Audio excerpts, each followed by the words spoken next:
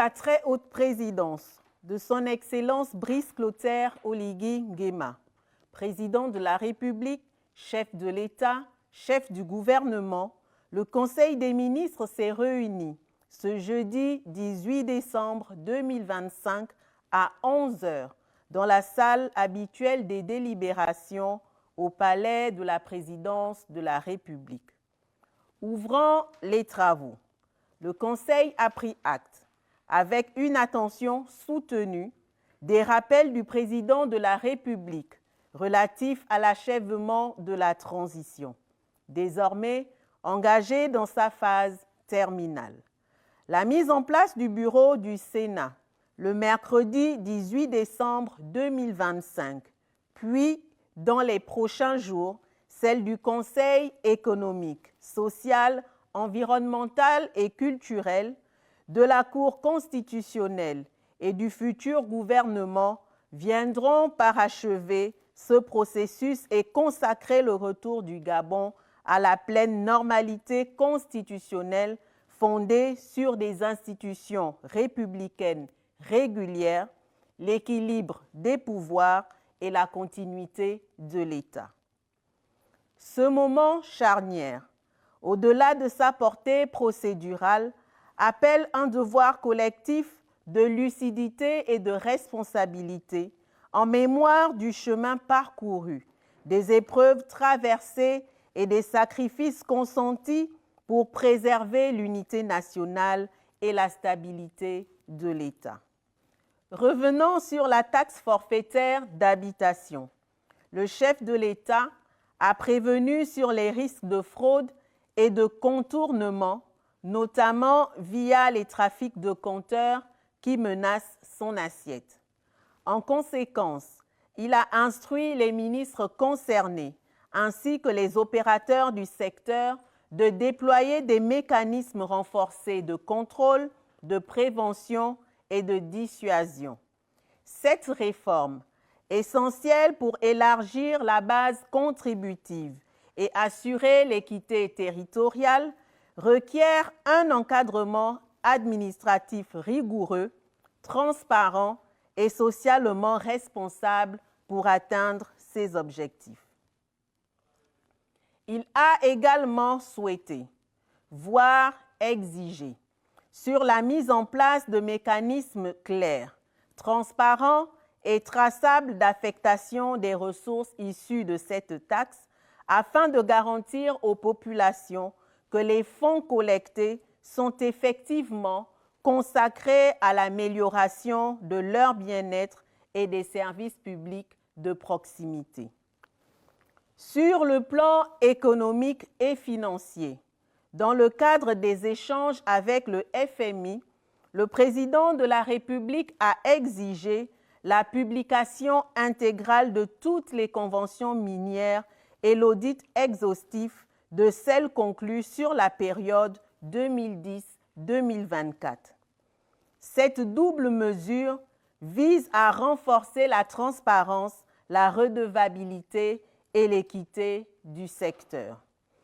Le Conseil a par ailleurs instauré le principe systématique de la prise de participation de l'État au capital, au moins 10% de toute nouvelle société minière s'installant sur le territoire, garantissant ainsi le respect des intérêts stratégiques nationaux et une juste rétribution de ressources.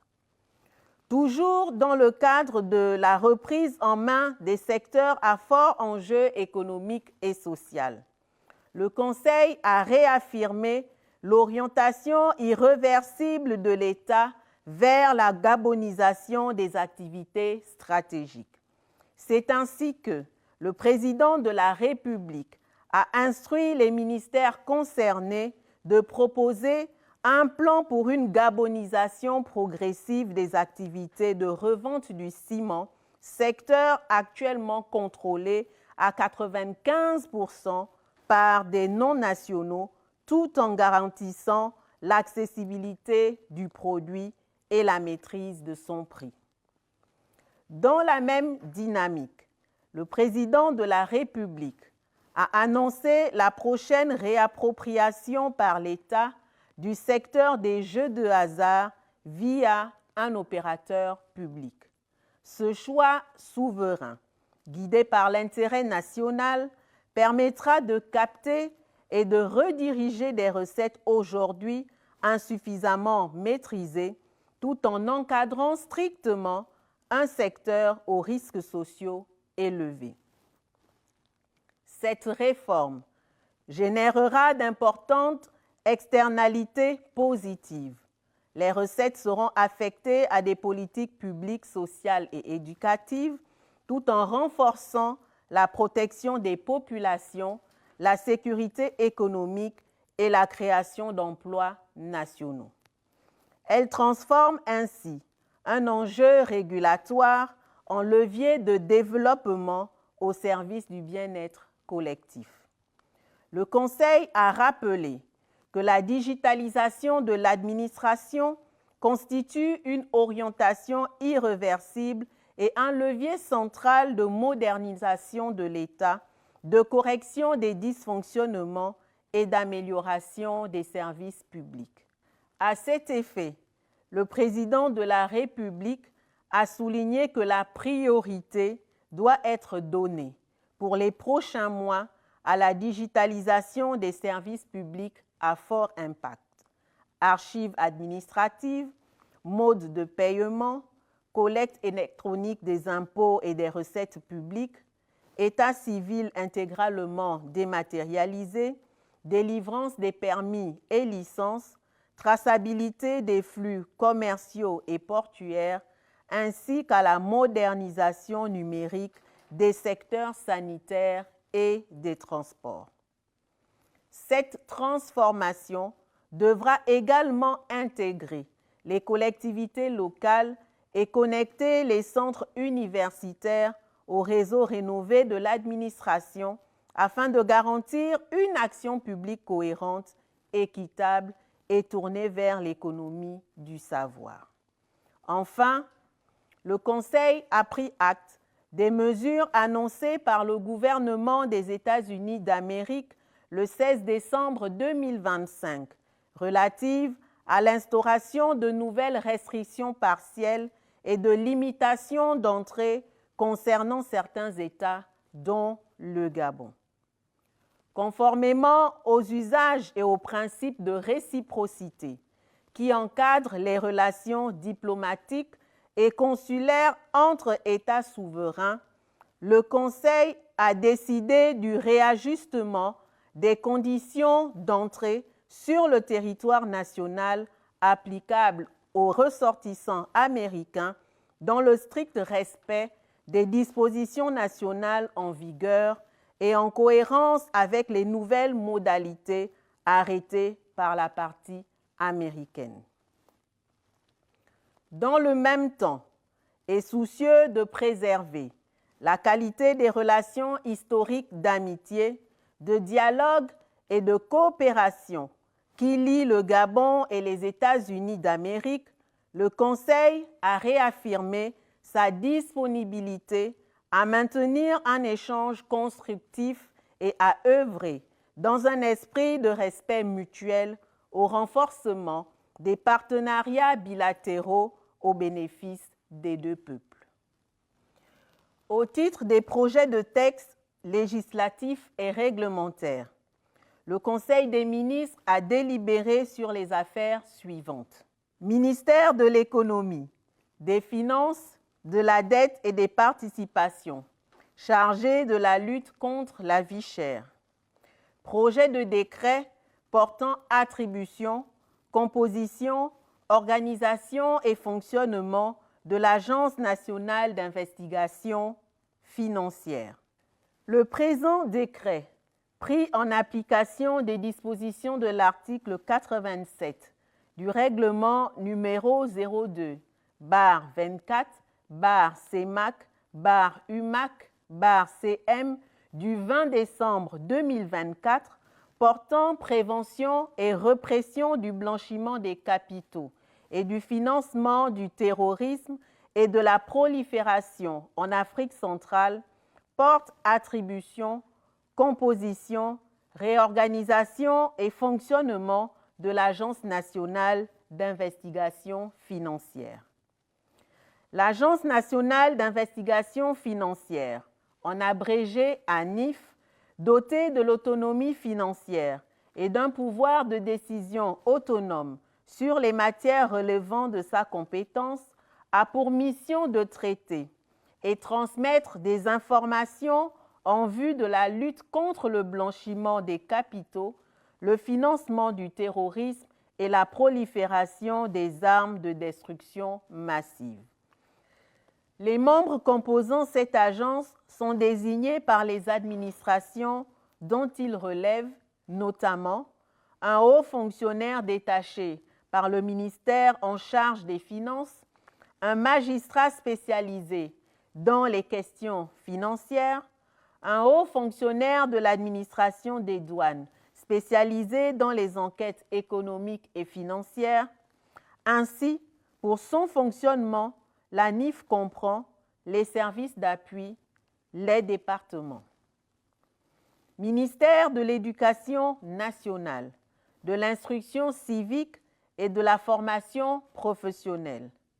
Projet de loi portant création, attribution et organisation de l'Institut de formation des professeurs d'école de Franceville. Projet de loi portant création, attribution et organisation de l'Institut de formation des professeurs d'école de Mouila. Projet de loi portant création, attribution et organisation de l'Institut de formation des professeurs d'école d'OIM. Les projets de loi susmentionnés sont pris en application des dispositions de l'article 95 de la Constitution, des articles 74 et 75 de la loi numéro 21/2011 du 14 février 2012 portant orientation générale de l'éducation, de la formation et de la recherche, ainsi que de l'article 41 de la loi numéro 020/2005 du 3 janvier 2006 fixant les règles de création, d'organisation et de gestion des services de l'État. Ces projets de loi créent des instituts de formation des professeurs dans 3 chefs-lieux de province et définissent le cadre légal et réglementaire qui régira la formation des enseignants de l'enseignement préprimaire et primaire afin de répondre aux conclusions relatives à la formation continue dans le rapport du dialogue national inclusif. Placés sous la tutelle du ministère de l'Éducation nationale, ces instituts sont considérés comme des établissements publics à caractère professionnel dotés d'une autonomie pédagogique, administrative et financière. Pour leur fonctionnement, ils disposent d'un conseil d'administration, d'une direction générale, d'une agence comptable, d'un conseil d'établissement, d'un conseil scientifique, d'un conseil de classe et d'un conseil de discipline. Ministère des Mines et des Ressources géologiques. Projet de décret portant suppression du Haut Commissariat chargé du projet Belinga. La suppression visée par le présent projet de décret s'inscrit dans le cadre du transfert des anciennes attributions du Haut Commissariat vers les ministères compétents, le ministère des Mines pour la coordination et le suivi des activités minières, le ministère des Transports pour les infrastructures ferroviaires et portuaires et le ministère de l'Énergie pour les infrastructures énergétiques. Le texte prévoit également le transfert à l'État, par l'intermédiaire des ministères concernés, des biens, droits, obligations, archives et engagements contractuels du Haut Commissariat. Cette réforme vise à renforcer la cohérence institutionnelle, à clarifier les responsabilités, à simplifier les procédures administratives et à optimiser l'utilisation des ressources publiques tout en garantissant la continuité et l'efficacité de l'action de l'État dans la conduite du projet Belinga. Projet de décret instituant une task force présidentielle pour le développement de la mine de Belinga. Placée sous l'autorité directe du président de la République, cette structure spéciale, administration chargée d'une mission temporaire et interministérielle, est chargée du pilotage stratégique, de la coordination et du suivi du développement de la mine de fer de Belinga ainsi que des infrastructures associées, notamment le port minéralier de Kobe-Kobe, le chemin de fer de Belinga-Kobe-Kobe et les centrales hydroélectriques. Elle dispose d'un pouvoir de coordination sur l'ensemble des administrations et entités publiques concernées et assure la cohérence entre les volets miniers, industriels, logistiques, énergétique, environnementale et sociale du projet. Elle supervise les études techniques et économiques, veille au respect des normes environnementales et sociales, assure l'interface avec les partenaires financiers et investisseurs et favorise le développement local par la formation, l'emploi et le transfert de compétences. Composé d'un coordonnateur général, d'un adjoint, de représentants de la présidence et des ministères concernés, ainsi que d'experts, elle dispose d'un secrétariat technique permanent et peut créer des commissions spécialisées. Les administrations publiques et entreprises publiques sont tenues de lui apporter pleine collaboration. Ce service public de mission rend compte directement au président de la République par des rapports trimestriels et annuels et dispose des moyens financiers, matériels et humains nécessaires à sa mission. Sa durée est fixée à 5 ans, renouvelable une fois ou jusqu'à l'atteinte complète des objectifs stratégiques assignés. Ministère du Logement, de l'Habitat, de l'Urbanisme et du Cadastre. Projet de décret portant déclaration d'utilité publique de la zone du port de Kobe-Kobe. Le présent projet de décret portant déclaration d'utilité publique de la zone portuaire de Kobe-Kobe a pour objectif de doter le Gabon d'un port en eau profonde et d'une plateforme logistique moderne constituant une infrastructure stratégique pour soutenir la politique nationale de transformation locale, de réindustrialisation et de souveraineté économique. Il vise également à sécuriser le foncier, à réaliser des infrastructures portuaires, industrielles, énergétiques et logistiques d'intérêt général, à offrir un cadre juridique favorable et attractif pour les investissements publics et privés et à positionner le Gabon comme un hub portuaire et industriel de référence en Afrique centrale. Projet de décret portant déclaration d'utilité publique d'une parcelle dans la commune de Mouila. Le présent projet de décret, pris en application des articles 1er et 2 de la loi numéro 6/61 du 10 mai 1961, réglementant l'expropriation pour cause d'utilité publique et instituant des servitudes pour l'exécution des travaux publics, vise l'occupation par l'État des parcelles numéros 17, 18, 20, 21 et 22, correspondant respectivement à une superficie d'environ 1654 mètres carrés et 1325 mètres carrés, section J du plan cadastral de la commune de Mouila en vue de la construction du siège local de la Banque des États de l'Afrique centrale et de plusieurs annexes. Ministère de la Planification et de la Prospective. Projet de décret portant création, attribution, organisation et fonctionnement de la Commission nationale d'affectation des terres, des espaces fluviaux et maritimes.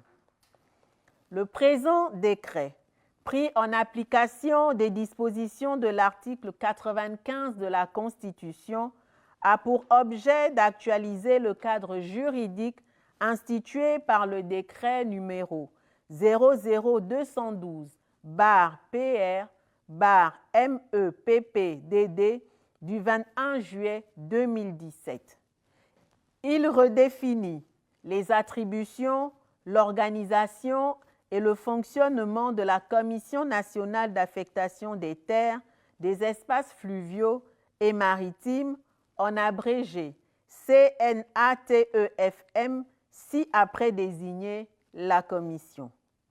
La Commission a pour mission d'élaborer le plan national d'affectation des terres, des espaces fluviaux et maritimes et d'en assurer le suivi de mise en œuvre. Ministère de l'économie numérique, de la digitalisation et de l'innovation. Projet de décret portant attribution et réorganisation de la Direction générale de l'économie numérique.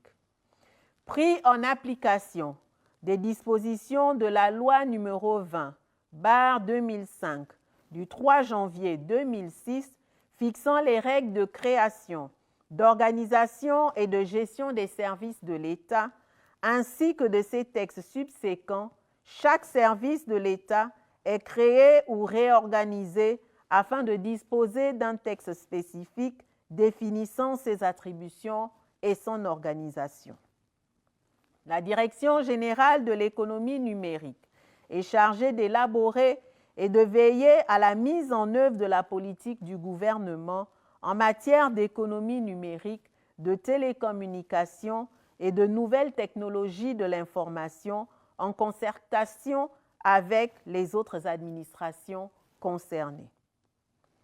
Projet de décret portant création, attribution et organisation de la Direction générale du développement des infrastructures numériques et de la cybersécurité.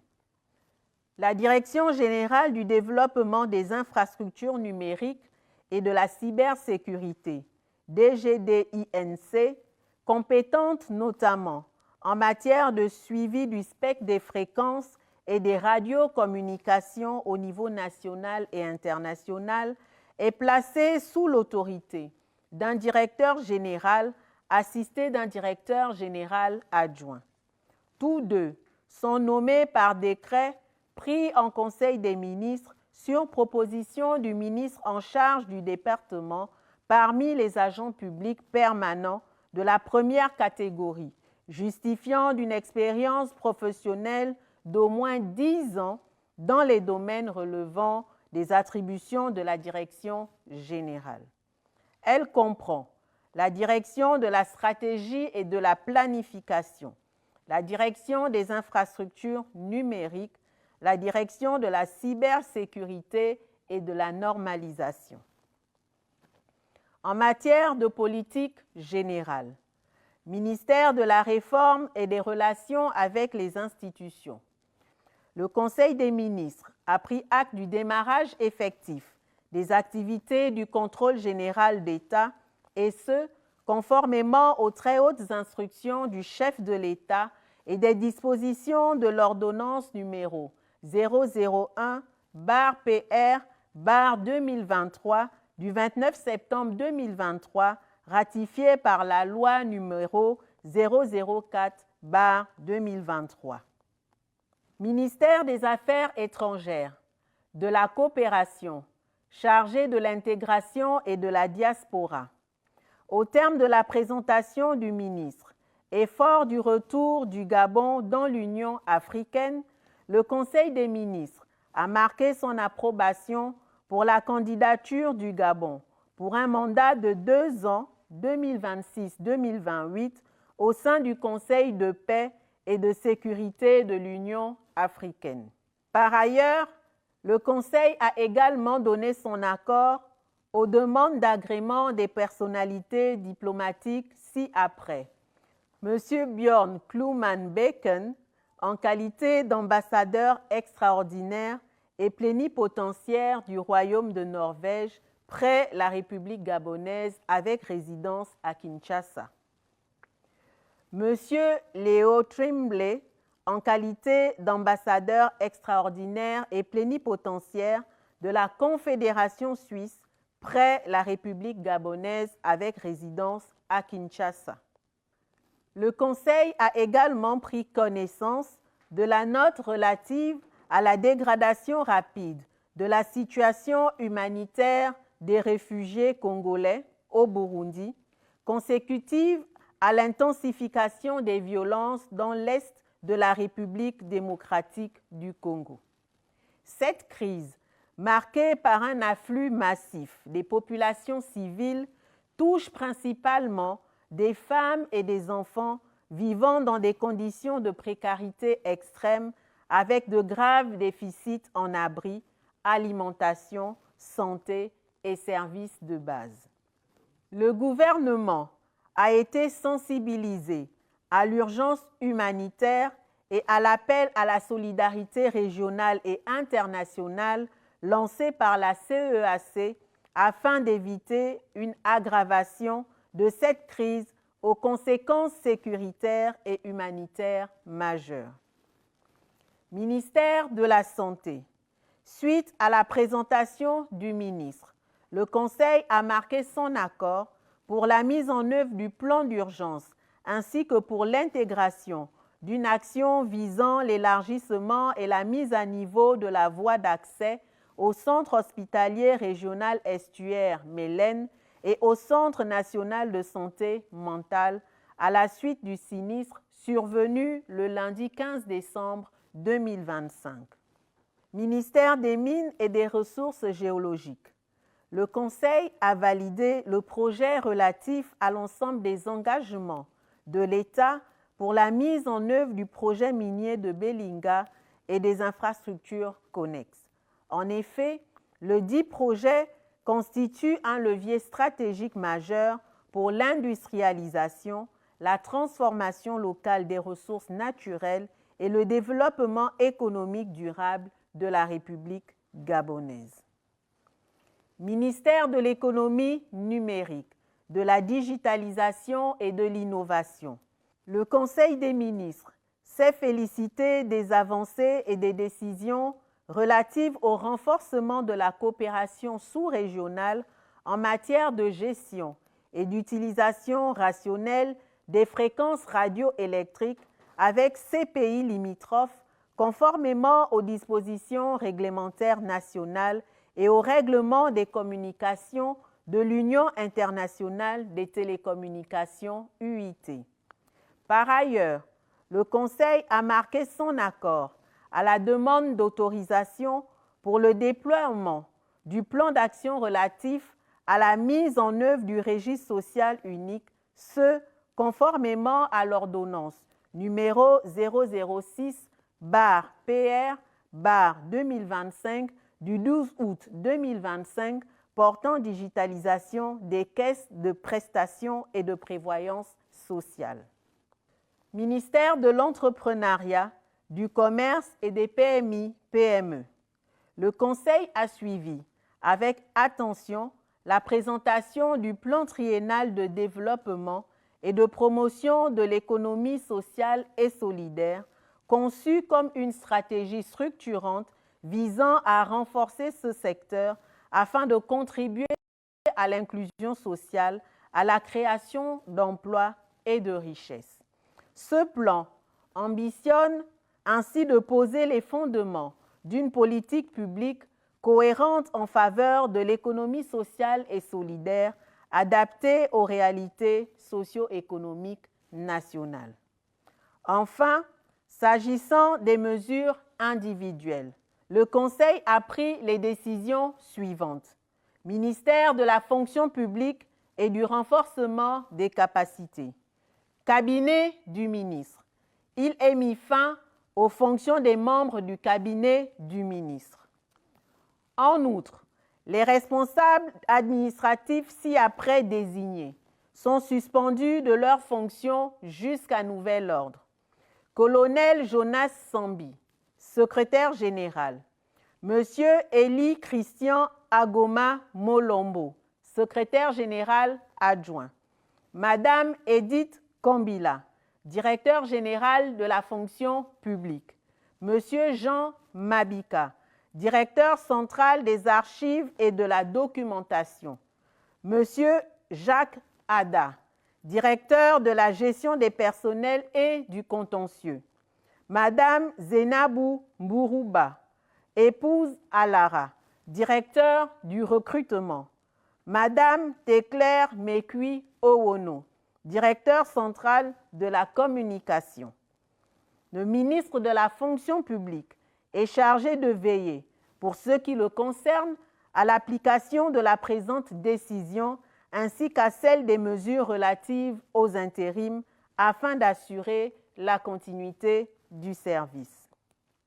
Ministère du Logement, de l'Habitat, de l'Urbanisme et du Cadastre.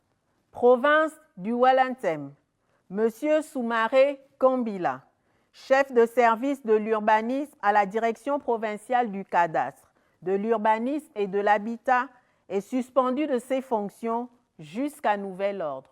Je vous remercie.